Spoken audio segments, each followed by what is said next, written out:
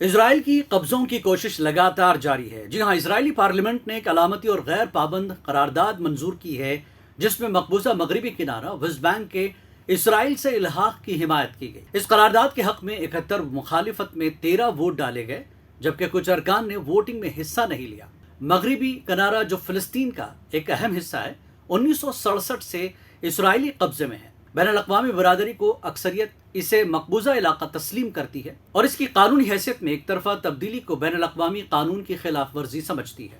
اقوام متحدہ اور عالمی عدالت انصاف بھی کئی بار واضح کر چکی ہے کہ مقبوضہ علاقے کا الحاق بین الاقوامی قوانین کی خلاف ورزی ہے۔ یہ علامتی اقدام اگرچہ براہ راست کسی قانون میں تبدیلی نہیں لاتا، مگر یہ فلسطین کے مستقبل، دو ریاستی حل اور مشرق وسطیٰ میں امن کے امکانات پر گہرے اثرات ڈال سکتا ہے۔ اسرائیل کی باضابطہ الحاق کی یہ کوشش خطے میں کشیدگی کو مزید بڑھا سکتی ہے۔